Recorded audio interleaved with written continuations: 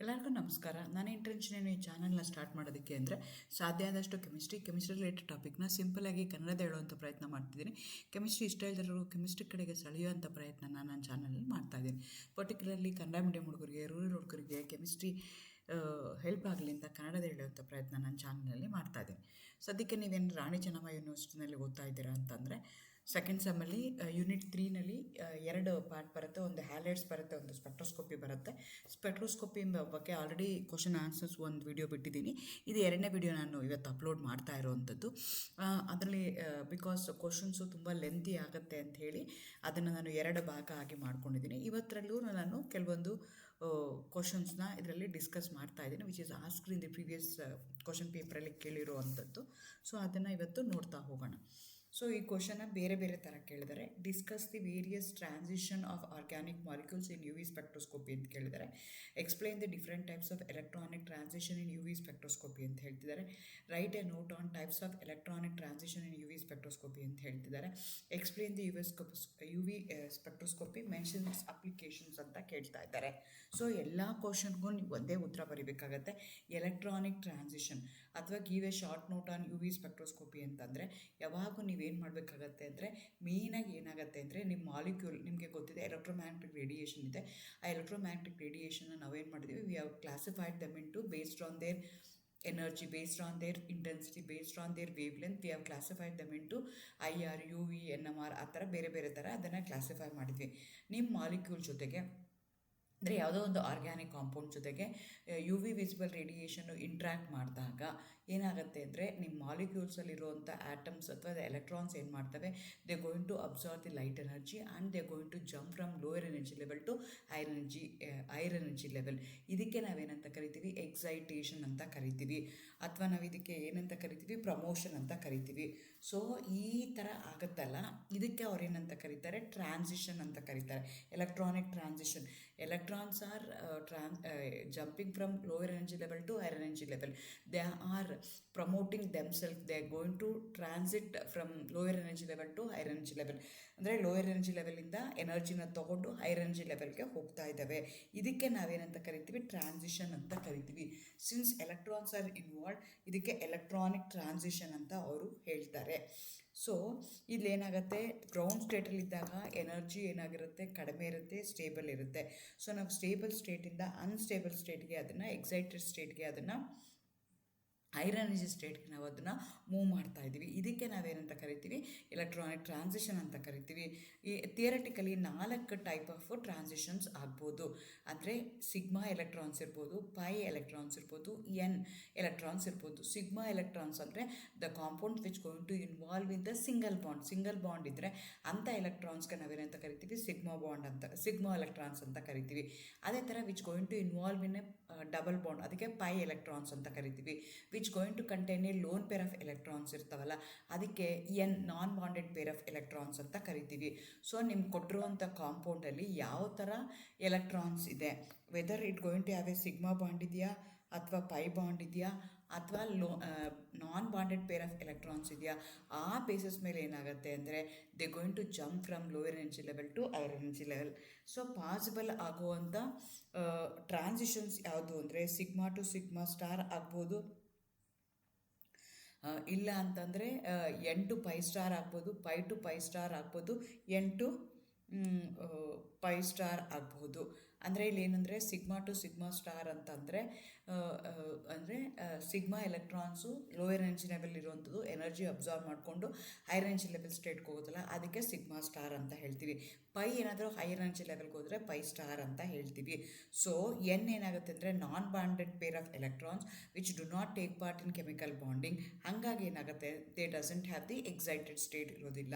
So ಹಾಗಾಗಿ sigma to sigma star ಇದೆ, pi to pi star ಇದೆ, ಎನ್ ಟು ಪೈ ಸ್ಟಾರ್ ಇದೆ, n to sigma star ಇದೆ. So ಈ ರೀತಿಯಾದಂಥ 4 ಟ್ರಾನ್ಸಿಷನ್ಸು ನಿಮಗೆ ಸಿಗ್ತಾ ಹೋಗುತ್ತೆ. ಸೊ ಅದರಲ್ಲಿ ಹೇಗೆ ಅಂದರೆ ಈ ಥರ ನೀವು ಡಯಾಗ್ರಾಮ್ ಬರೀಬೇಕಾಗತ್ತೆ. ಫಸ್ಟ್ ಏನು ಮಾಡಬೇಕಾಗತ್ತೆ, ನಿಮ್ಮ UV ವಿಸಿಬಲ್ ರೇಡಿಯೇಷನ್ನ ನಿಮ್ಮ organic compound it going to absorb the UV visible radiation. Because of the absorption of the light radiation, they're going to jump from lower energy level to higher energy level. ಇದಕ್ಕೆ transition ಅಂತ ಕರಿತೀವಿ. Possible transitions ಯಾವುದಿರ್ತವೆ ಅಂತಂದರೆ ಹೇಳಬೇಕಾಗತ್ತೆ. ಯಾವ್ಯಾವ electrons involve ಆಗಿರ್ತವೆ: sigma electrons, pi electrons, non bonded pair of electrons.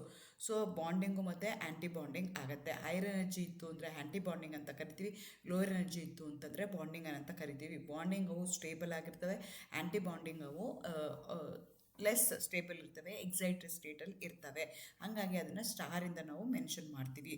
So ಇದೇನಾಗ್ಬೋದು: sigma to sigma star excitation ಆಗ್ಬೋದು, pi to pi star excitation ಆಗ್ಬೋದು, ಎನ್ ಟು ಪೈ ಸ್ಟಾರ್ ಆಗ್ಬೋದು, ಎನ್ ಟು ಸಿಗ್ಮಾ ಸ್ಟಾರ್ ಆಗ್ಬೋದು. ಸೊ ಈ ರೀತಿಯಾದಂಥ ನಿಮಗೆ ಟ್ರಾನ್ಸಿಷನ್ಸ್ಗಳು ಆಗ್ತಾ ಹೋಗ್ತವೆ. ಪಾಸಿಬಲ್ ಟ್ರಾನ್ಸಿಷನ್ಸ್ ಯಾವುದಿದ್ದಾವೆ ಅಂತಂದರೆ ಈ 4 ಟ್ರಾನ್ಸಿಷನ್ಸ್ ಇದೆ. ಸಿಗ್ಮಾ ಟು ಸಿಗ್ಮಾ ಸ್ಟಾರ್ ಆಗ್ಬೋದು, ಎನ್ ಟು ಪೈ ಸ್ಟಾರ್ ಆಗ್ಬೋದು, ಪೈ ಟು ಪೈ ಸ್ಟಾರ್ ಆಗ್ಬೋದು, ಎನ್ ಟು ಪೈ ಸ್ಟಾರ್ ಆಗ್ಬೋದು. ಈ ರೀತಿಯಾದಂಥ ಈ ಡಯಾಗ್ರಾಮ್ನ ನೀವು ಬರೀಬೇಕಾಗತ್ತೆ. Sigma, pi, n in the increasing order of their energy ಇದೆ. So sigma to sigma star ಒಂದು ಆರೋ ಮಾರ್ಕ್ನ ನೀವು ಇಲ್ಲಿ ತೋರಿಸ್ಬೇಕಾಗತ್ತೆ. ಅದೇ ಥರ ಪೈ ಟು ಪೈ ಸ್ಟಾರ್ ಒಂದು ಆರೋ ಮಾರ್ಕ್ನ ತೋರಿಸ್ಬೇಕು. N to sigma star, n to pi star ಅದು ನೀವು ಅಲ್ಲಿ ತೋರಿಸ್ಬೇಕಾಗತ್ತೆ. ಇದು transition. These are the possible electronic transition. 5 mark question ಇದೆ. ಈ ಡಯಾಗ್ರಾಮ್ ಬೇಕೇ ಬೇಕು. ಡಯಾಗ್ರಾಮ್ ಬರೆದ್ರೆ ಮಾತ್ರ ಮಾರ್ಕ್ಸ್ ಕೊಡ್ತಾರೆ, ಇಲ್ಲ ಅಂದರೆ ಮಾರ್ಕ್ಸ್ ಬರೋದಿಲ್ಲ. ಈಗ ಒಂದೊಂದೇ ಟ್ರಾನ್ಸಿಷನ್ ಏನು ಆಗುತ್ತೆ ಅಂತ ನಾವು ನೋಡ್ಕೊಳ್ತಾ ಹೋಗೋಣ. ನಾನು ಮುಂಚೆನೇ ಹೇಳ್ದಂಗೆ ಸಿಗ್ಮಾ ಟು ಸಿಗ್ಮಾ ಸ್ಟಾರ್ ಏನಿದೆಯಲ್ಲ ಅದು ಏನಾಗುತ್ತೆ ಅಂದರೆ ಸ್ಯಾಚುರೇಟೆಡ್ ಮಾಲಿಕ್ಯೂಲ್ಸಲ್ಲಿ ಮಾತ್ರ ಆಗುತ್ತೆ. ಸೊ ಸ್ಯಾಚುರೇಟೆಡ್ ಮಾಲಿಕ್ಯೂಲ್ಸಲ್ಲಿ ಸಿಗ್ಮಾ ಎಲೆಕ್ಟ್ರಾನ್ಸ್ ಇರುತ್ತೆ. ಅವೇನು ಮಾಡ್ತವೆ ಅಂದರೆ ಎನರ್ಜಿ ಅಬ್ಸಾರ್ವ್ ಮಾಡ್ಕೊಳ್ತವೆ, ಹೈಯರ್ ಎನರ್ಜಿ ಸ್ಟೇಟ್ಗೆ ಹೋಗ್ತವೆ. ಆ ಎನರ್ಜಿ ಏನಾಗಿದೆಯಲ್ಲ it go behind the U V visible range ಏನಿದೆಯಲ್ಲ, ಯು ವಿ ವಿಸಿಬಲ್ ರೇಂಜ್ ಏನಿದೆ ಅಂದರೆ 200 to 800 ನ್ಯಾನೋಮೀಟರ್ ಇದೆ. ಇದು 200ಗಿನ್ನ ಕಡಿಮೆ ಬರೋಕ್ಕೆ ಶುರು ಆಗುತ್ತೆ. 180, 170, 140, 150 ಆ ರೇಂಜಲ್ಲಿ ಬರುತ್ತೆ. Sigma to sigma star if your compound contains only a saturated bond with a sigma electrons ಇತ್ತು ಅಂತಂದಾಗ they cannot absorb the U V visible radiation. ಅದರದ್ದು ವಿ ವಿಸಿಬಲ್ ರೇಡಿಯೇಷನ್ ರೇಂಜ್ ಏನಿದೆಯಲ್ಲ ಆ ರೇಂಜ್ಗಿನ್ನ ಜಾಸ್ತಿ ಹೋಗುತ್ತೆ. ಹಾಗಾಗಿ ಯು ವಿ ವಿಸಿಬಲ್ ರೇಡಿಯೇಷನ್ನ ಸಿಗ್ಮಾ ಟು ಸಿಗ್ಮಾ ಸ್ಟಾರ್ ಅಂದರೆ the molecules which going to have only a saturated, which going to have only sigma electrons, they cannot absorb ಮಾಡಿದ್ರೆ ಏನಾಗುತ್ತೆ ಅಂದರೆ it will go behind the U V visible radiation ಆಗುತ್ತೆ. ಹಾಗಾಗಿ it doesn't give any much information regarding the structure of that organic compound which is going to absorb your radiation. ಅದೇ ಥರ next ನಾನು n to pi star ತೊಗೊಳ್ತೀನಿ, n to sigma star ತೊಗೊಳ್ತೀನಿ. ಇಲ್ಲೂ ಅಷ್ಟೇ lower energy than that of sigma to sigma star ಆಗಿದ್ರು this also doesn't give much information about the structure of the molecule because this also go behind the range.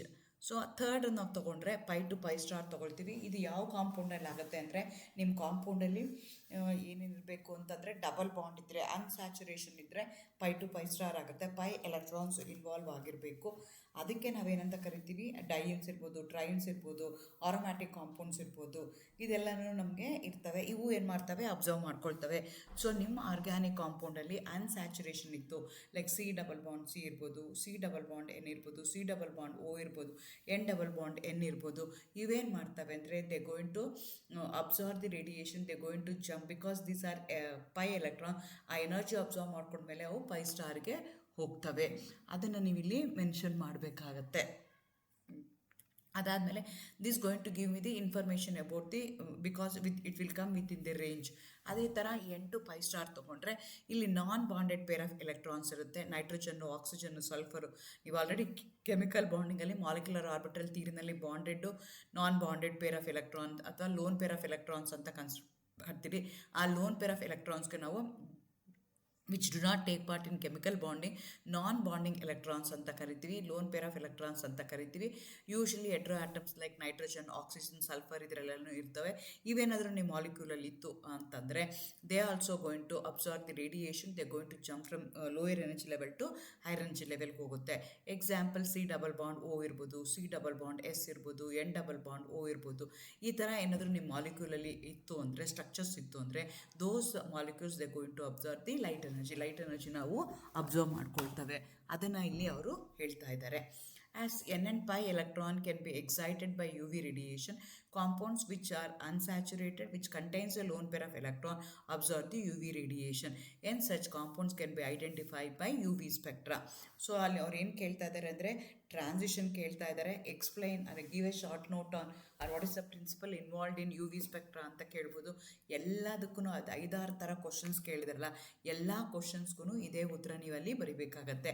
ಒಂದೇ ಉತ್ತರನ ಅಂದರೆ expect ಮಾಡ್ತಾ ಇರೋವಂಥ ಬೇರೆ ಬೇರೆ ಕ್ವಶನ್ಸ್ ಇದೆ. ವೇರಿಯಸ್ ಟ್ರಾನ್ಸಿಷನ್ಸ್ ಅಂತ ಹೇಳ್ತಿದ್ದಾರೆ. ನೀವು ಎಲ್ಲ ಟ್ರಾನ್ಸಿಷನ್ಸ್ನೂ ಹೇಳಬೇಕು. ಟೈಪ್ ಆಫ್ ಎಲೆಕ್ಟ್ರಾನಿಕ್ ಟ್ರಾನ್ಸಿಷನ್ ಅಂತ ಕೇಳ್ತಾ ಇದ್ದಾರೆ.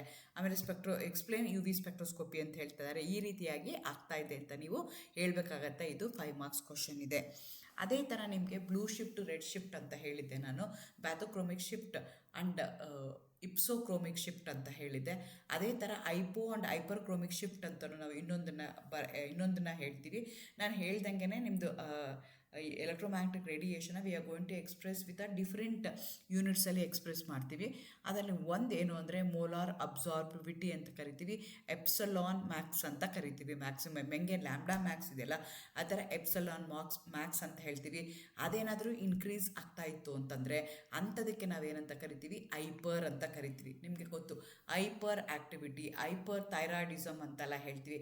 ಹೈಪರ್ ಅಂದರೆ ಜಾಸ್ತಿ ಆಗೋದು, ಇನ್ಕ್ರೀಸ್ ಆಗೋದು. ಏನು ಇನ್ಕ್ರೀಸ್ ಆಗುತ್ತೆ? ಲ್ಯಾಂಬ್ಡಾ ಮ್ಯಾಕ್ಸ್ ಇನ್ಕ್ರೀಸ್ ಆಗುತ್ತೆ. What is that lambda max? That is called as molar absorptivity ಅಂತ ಕರಿತೀವಿ. ಅದು ಜಾಸ್ತಿ ಆಗ್ತಾ ಇದ್ದರೆ ಅಂಥ ಎಫೆಕ್ಟ್ಸ್ಗೆ, ಅಂಥ ಮಾಲಿಕ್ಯೂಲ್ಸ್ಗೆ ನಾವೇನಂತ ಕರಿತೀವಿ, ಇಪ್ಸೋಕ್ರೋಮಿಕ್ ಶಿಫ್ಟ್ ಅಂತ ಕರಿತೀವಿ. ಶಿಫ್ಟ್ ಆಗ್ತಾ ಇದೆ. ಯಾಕೆ ಶಿಫ್ಟ್ ಆಗ್ತದೆ? Because of the presence of some molecules ಇರುತ್ತೆ. ಲ್ಯಾಂಬ್ಡಾ ಮ್ಯಾಕ್ಸಿಮಮ್ ಏನಾದರೂ ಇನ್ಕ್ರೀಸ್ ಆಗ್ತಾ ಇದ್ದರೆ ಅಂಥದಕ್ಕೆ ನಾವೇನಂತ ಕರಿತೀವಿ, ಹೈಪರ್ಕ್ರೋಮಿಕ್ ಶಿಫ್ಟ್ ಅಂತ ಹೇಳ್ತೀವಿ. ಅದಕ್ಕೆ ಪಿರಿಡಿನ್ಗೆ ಎಕ್ಸಾಂಪಲ್ ಕೊಡಬೇಕಾಗತ್ತೆ ನಿಮಗೆ. Explain with an example because it's a 5 marks question. ಪಿರಿಡಿನ್ಗೆ ಯಾವ್ದಾರು ಅಟ್ಲೀಸ್ಟ್ ನೀವು ಒಂದು ಬ್ರಾಥೋಕ್ರೋಮಿಕ್ ಶಿಫ್ಟು, ಒಂದು ರೆಡ್ ಶಿಫ್ಟು, ಒಂದು ಬ್ಲೂ ಶಿಫ್ಟು ಮತ್ತು ಒಂದು ಹೈಪೋಕ್ರೋಮಿಕ್ ಶಿಫ್ಟು, ಇನ್ನೊಂದು ಹೈಪೋಕ್ರೋಮಿಕ್ ಶಿಫ್ಟು ನೀವುದು ವ್ಯಾಲ್ಯೂಸ್ನ ನೆನ್ಪಿಟ್ಕೊಳ್ಳೇಬೇಕಾಗತ್ತೆ. ರೀಪ್ರೊಡ್ಯೂಸ್ ಮಾಡೋಕ್ಕೆ ನಿಮ್ಗೆ ಅಲ್ಲಿ ಬೇಕಾಗತ್ತೆ. ನೆಕ್ಸ್ಟ್ ಏನಾಗುತ್ತೆ ಅಂದರೆ ಪಿರಿಡಿನ ಕನ್ಸಿಡರ್ ಮಾಡ್ಕೊಳ್ತೀವಿ. ಪಿರಿಡಿನ್ಗೆ ಲ್ಯಾಂಬ್ಡಾ ಮ್ಯಾಕ್ಸು 2000 ಇದೆ. ಅದೇ ಥರ 4-ಮಿಥೈಲ್ pyridine because of the presence of methyl group ಇರೋದಕ್ಕೋಸ್ಕರ ಅಲ್ಲಿ ಏನಾಗ್ತಿದೆ ಅಂತ ಅಂದರೆ ಲ್ಯಾಂಬ್ಡಾ ಮ್ಯಾಕ್ಸು ಇನ್ಕ್ರೀಸ್ ಆಗ್ತಾ ಇದೆ. ಈ ಥರ ಇನ್ಕ್ರೀಸ್ ಇನ್ವಾಲ್ವ್ ಆಗ್ತಾ ಇದ್ದರೆ ಅಂಥದಕ್ಕೆ ನಾವೇನಂತ ಕರಿತೀವಿ, ಹೈಪರ್ಕ್ರೋಮಿಕ್ ಶಿಫ್ಟ್ ಅಂತ ಕರಿತೀವಿ.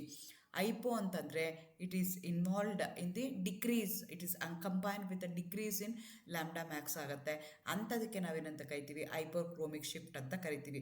ಫಾರ್ ಎಕ್ಸಾಂಪಲ್ ನ್ಯಾಫ್ಥಲೀನ್ಗಾದರೆ 19,000 ಇದೆ.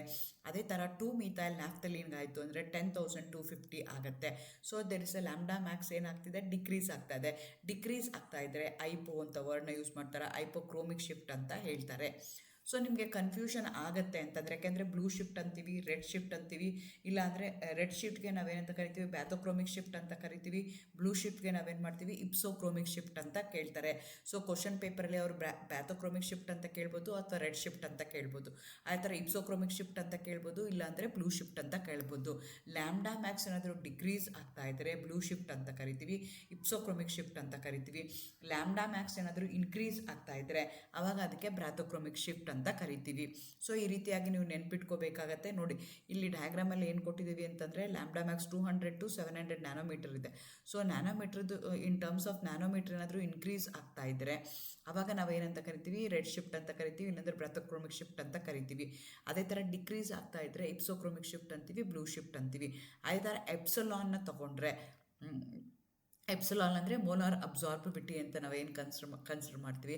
ಅದೇನಾದರೂ ಇನ್ಕ್ರೀಸ್ ಆಗ್ತಾ ಇತ್ತು ಅಂತಂದರೆ, ಲ್ಯಾಂಬ್ಡಾ ಮ್ಯಾಕ್ಸ್ ಏನಾದರೂ ಇನ್ಕ್ರೀಸ್ ಆಯಿತು ಅಂದರೆ ಹೈಪರ್ಕ್ರೋಮಿಕ್ ಶಿಫ್ಟ್ ಅಂತ ಹೇಳ್ತೀವಿ. ಲ್ಯಾಂಬ್ಡಾ ಮ್ಯಾಕ್ಸ್ ಏನಾದರೂ ಡಿಕ್ರೀಸ್ ಆಯಿತು ಅಂದರೆ ಹೈಪೋಕ್ರೋಮಿಕ್ ಶಿಫ್ಟ್ ಅಂತ ಹೇಳ್ತೀವಿ. ಇದು ಕ್ವಶನ್ ಇಂಪಾರ್ಟೆಂಟ್ ಕ್ವಶನು ಬಂದೇ ಬರುತ್ತೆ.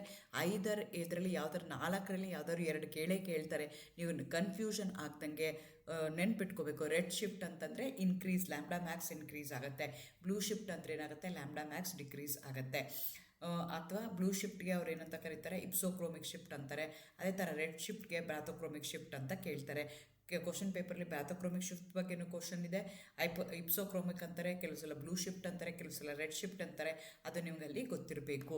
ಹೈಪರ್ಕ್ರೋಮಿಕ್ಕು ಮತ್ತು ಹೈಪೋಕ್ರೋಮಿಕ್ ಶಿಫ್ಟಲ್ಲಿ ಇದನ್ನು ನೀವು ಕೇಳ್ತಾರೆ. ಇದನ್ನು 2 ಮಾರ್ಕಕ್ಕೆ ಕೇಳ್ಬೋದು, ಅಥವಾ ಎರಡೂ ಕಂಬೈನ್ ಮಾಡಿ ಕೇಳಿದ್ರೆ 4 ಮಾರ್ಕಕ್ಕೆ ಅಥವಾ 5 ಮಾರ್ಕಕ್ಕೆ ಕೇಳ್ಬೋದು. ಕೇರ್ಫುಲ್ಲಾಗಿ ಕನ್ಫ್ಯೂಷನ್ ಆಗ್ದಂಗೆ ಕರೆಕ್ಟಾಗಿ ನೀವು ಅದನ್ನು ಅಲ್ಲಿ ರೀಪ್ರೊಡ್ಯೂಸ್ ಮಾಡಬೇಕಾಗತ್ತೆ ಎಕ್ಸಾಮಲ್ಲಿ. ಇನ್ನೊಂದು ಇಂಪಾರ್ಟೆಂಟ್ ಕಾನ್ಸೆಪ್ಟ್ ಅಕಾರ್ಡಿಂಗ್ ಟು ಇವ ಸಿಲೆಬಸ್ ಏನಿದೆಯಲ್ಲ, ಅದು ಕ್ಯಾಲ್ಕುಲೇಷನ್ ಆಫ್ ಲ್ಯಾಂಬ್ಡಾ ಮ್ಯಾಕ್ಸ್. ಥಿಯರಟಿಕಲಿ ನಾನು ಲ್ಯಾಂಬ್ಡಾ ಮ್ಯಾಕ್ಸ್ನ ಹೆಂಗೆ ಕ್ಯಾಲ್ಕುಲೇಟ್ ಮಾಡ್ಬೋದು, ನಾಟ್ ಪ್ರಾಕ್ಟಿಕಲಿ, ಥಿಯರಟಿಕಲಿ. ಅದಕ್ಕೆ ವುಡ್ವರ್ಡ್ ಫಿಶರ್ ರೂಲ್ಸ್ ಇದೆ. ಆ ರೂಲ್ಸ್ ಪ್ರಕಾರ ನಾನೇನು ಮಾಡ್ತೀನಿ, ಲ್ಯಾಂಬ್ಡಾ ಮ್ಯಾಕ್ಸ್ನ ನಾನು ಕ್ಯಾಲ್ಕುಲೇಟ್ ಮಾಡ್ತೀನಿ. ಅದಕ್ಕೆ ನಾನು ಏನಂತ ಕರಿತೀನಿ, ಅದನ್ನೇ ಇಲ್ಲಿ ಕ್ವಶನ್ ಕೇಳಿದ್ದಾರೆ ಅವರು. ಈ ಲ್ಯಾಂಬ್ಡಾ ಮ್ಯಾಕ್ಸ್ ಅಂದರೆ ಅಬ್ಸಾರ್ಪ್ಷನ್ ಮ್ಯಾಕ್ಸಿಮಮ್ ಅಂತ ಕರಿತೀವಿ. ಅಬ್ಸಾರ್ಪ್ಷನ್ ಮ್ಯಾಕ್ಸಿಮಮ್ಮು ಎಲ್ಲಿಗೆ ಬರುತ್ತೆ, depending upon the nature of the functional group, nature of the unsaturation ಯಾವ ಥರ ಇದೆ ಅನ್ನೋ ಬೇಸಿಸ್ ಮೇಲೆ ನಾವೇನು ಮಾಡ್ತಾ ಹೋಗ್ತೀವಿ ಅಂತಂದರೆ ಹೇಳ್ತಾ ಹೋಗ್ತೀವಿ. ಅದಕ್ಕೆ ನಾವೇನಂತ ಕರಿತೀವಿ, ವುಡ್ವರ್ಡ್ ಫಿಶರ್ ರೂಲ್ ಅಂತ ಹೇಳ್ತಾರೆ. These are the empirical rules use to predict the lambda max, that is the absorption maximum of a conjugated system. ನಮಗೆ ಯು ವಿ ವಿಸಿಬಲ್ ಸ್ಪೆಕ್ಟ್ರೋಸ್ಕೋಪಿ ನನಗೆ ಯಾವ್ದು ಕೊಡುತ್ತೆ ಅಂದರೆ, ನಾನು ಹಿಂದಿನ ಸ್ಲೈಡಲ್ಲೇ ಹೇಳ್ದಂಗೆ pi to pi star excitation, ಅದೇ ಥರ N to pi star excitation ನನಗೆ ಇನ್ಫಾರ್ಮೇಷನ್ ಕೊಡುತ್ತೆ. ಪೈ ಅಂತಂದರೆ ಏನಾಗಿರಬೇಕು, ಅನ್ಸ್ಯಾಚುರೇಷನ್ ಇರಬೇಕು. ಸೊ ಕಾಂಜುಗೇಷನ್ ಏನಾದರೂ ನಿಮ್ಮ ಸಿಸ್ಟಮಲ್ಲಿ ಇತ್ತು ಅಂತಂದರೆ ಅವಾಗ ನಾನು I can easily theoretically without doing the practically ಮಾಡ್ದಲ್ಲೇ ನಾನು ಥಿಯರಟಿಕಲಿ ಲ್ಯಾಂಬ್ಡಾ ಮ್ಯಾಕ್ಸ್ ಎಷ್ಟಾಗ್ಬೋದು ಅಂತ ನಾನು ಕ್ಯಾಲ್ಕುಲೇಟ್ ಮಾಡ್ಬೋದು. ಅದಕ್ಕೆ ಕೊಟ್ಟಿರುವಂಥ ರೂಲ್ಸ್ಗೆ ಎಂಪರಿಕಲ್ ರೂಲ್ಸ್ ಇದೆ. ಅದಕ್ಕೆ ನಾವೇನಂತ ಕರಿತೀವಿ, ವುಡ್ವರ್ಡ್ ಫಿಶರ್ ರೂಲ್ ಅಂತ ಹೇಳ್ತೀವಿ. ಸೊ ಅದು ಯಾವ ಥರ ಡಿಪೆಂಡ್ ಆಗುತ್ತೆ ಅಂತಂದರೆ, ಫಸ್ಟು ಬೇಸ್ ವ್ಯಾಲ್ಯೂಸ್ನ ಹಾಕಬೇಕಾಗತ್ತೆ. ಒಂದೊಂದು ಟೈಪ್ ಆಫ್ ಡೈಯಿನ್ಸ್ ಇತ್ತು, ಒಂದೊಂದು ಟೈಪ್ ಆಫ್ ಅನ್ಸ್ಯಾಚುರೇಟೆಡ್ ಕಾಂಪೌಂಡ್ ಇತ್ತು ಅಂತಂದಾಗ ನೀವೇ ಬೇರೆ ಬೇರೆ ಬೇಸ್ ವ್ಯಾಲ್ಯೂಸ್ನ ಹಾಕಬೇಕಾಗತ್ತೆ. ಆಲಿಸೈಕ್ಲಿಕ್ ಡೈನ್ ಅಂದರೆ ಸೈಕ್ಲಿಕ್ ಇಲ್ದಲ್ಲಿ ಓಪನ್ ಚೈನ್ ಆಗಿರುವಂಥ ಡೈಯಿನ್ಸ್ ಇತ್ತು ಅಂತಂದರೆ ಅವಾಗ ಬೇಸ್ ವ್ಯಾಲ್ಯೂ ಎಷ್ಟು ಹಾಕೋಬೇಕು, 214 ಹಾಕೋಬೇಕು. ಹೋಮೋ ಆ್ಯನ್ಯುಲರ್ ಡೈಯಿನ್ ಇತ್ತು ಅಂತಂದರೆ 253 ಹಾಕೋಬೇಕು. ಹೆಟ್ರೋ ಆ್ಯನ್ಯುಲರ್ ಡೈಯಿನ್ ಇತ್ತು ಅಂತಂದರೆ 250 ನ್ಯಾನೋಮೀಟರ್ ಇರಬೇಕು. ಅದೇ ಥರ ಸಬ್ಸ್ಟಿಟ್ಯೂಯೆಂಟ್ ಕಾಂಟ್ರಿಬ್ಯೂಷನ್, ಇದ್ರ ಜೊತೆಗೆ ಆಲ್ಕೈಲ್ ಗ್ರೂಪ್ ಇತ್ತು ಅಂತ ತಿಳ್ಕೊಳ್ಳೋಣ. Whether that alkyl group present in alpha position or whether it's in position present in beta position ಪ್ರಕಾರ ನಾನು ಬೇರೆ ಬೇರೆ ವ್ಯಾಲ್ಯೂಸ್ನ ಆ್ಯಡ್ ಮಾಡಬೇಕು.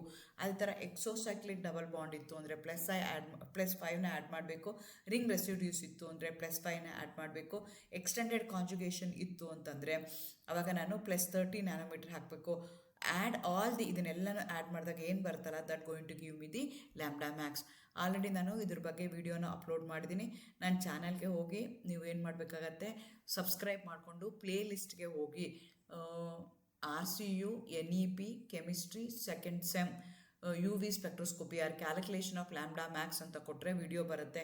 ಅದನ್ನು ನೀವು ನೋಡಿಕೊಂಡ್ರೆ ಈಸಿಯಾಗಿ ಹೇಗೆ ಕ್ಯಾಲ್ಕುಲೇಟ್ ಮಾಡೋದು, ಬೇಸ್ ವ್ಯಾಲ್ಯೂ ಅಂದರೆ ಏನು, ಸಬ್ಸ್ಟಿಟ್ಯೂಯೆಂಟ್ ಅಂದರೆ ಏನು, ರಿಂಗ್ ರೆಸಿಡ್ಯೂ ಅಂದರೆ ಏನು, ಎಕ್ಸೋಸೈಕ್ಲಿಕ್ ಡಬಲ್ ಬಾಂಡ್ ಅಂದರೆ ಏನು, ಇದೆಲ್ಲ ಅಲ್ಲಿ ನಾನು ಇನ್ ಡೀಟೇಲಾಗಿ ವಿತ್ ಅನ್ ಎಕ್ಸಾಂಪಲ್ ಎಕ್ಸ್ಪ್ಲೈನ್ ಮಾಡಿದ್ದೀನಿ. ಅದನ್ನು ನೋಡಿಕೊಂಡು ನೀವು ಕೇಳಬೇಕಾಗತ್ತೆ. ಇಲ್ಲೇನು ಹೇಳ್ತಿದ್ದಾರೆ ಅಂದರೆ, ನಿಮ್ಮ ಸಿಲೆಬಸ್ ಪ್ರಕಾರ 2 ಸ್ಟ್ರಕ್ಚರ್ದು ಲ್ಯಾಂಬ್ಡಾ ಮ್ಯಾಕ್ಸು ಥಿಯರಟಿಕಲಿ ಕ್ಯಾಲ್ಕುಲೇಟ್ ಮಾಡೋಕ್ಕೆ ಬರಬೇಕು. ಮೊದಲನೇದಕ್ಕೆ ಬೀಟಾ ಫೆಲಡ್ರೈನ್ ಅಂತ ಹೇಳ್ತೀವಿ. ಇದಕ್ಕೆ ಎಷ್ಟಾಗತ್ತೆ ಅಂದರೆ ಲ್ಯಾಂಬ್ಡಾ ಮ್ಯಾಕ್ಸು 273 ಆಗುತ್ತೆ. ಹೆಂಗೆ ಕ್ಯಾಲ್ಕುಲೇಟ್ ಮಾಡ್ತೀವಿ ಅಂದರೆ, ಬೇಸ್ ವ್ಯಾಲ್ಯೂ ಫಸ್ಟ್ ಹಾಕಬೇಕಾಗತ್ತೆ. ಹೋಮೋ ಆ್ಯನ್ಯುಲರ್ ಡೈಯಿನ್ ಬೇಸ್ ಆಗಿರೋದಕ್ಕೋಸ್ಕರ 253 ಹಾಕಬೇಕಾಗತ್ತೆ. ನೆಕ್ಸ್ಟು 2 ಆಲ್ಕೈಲ್ ಸಬ್ಸ್ಟಿಟ್ಯೂಯೆಂಟ್ ಇದೆ. 1 ಆಲ್ಕೈಲ್ ಸಬ್ಸ್ಟಿಟ್ಯೂಯೆಂಟ್ಗೆ +5 ಆ್ಯಡ್ ಮಾಡ್ತೀವಿ.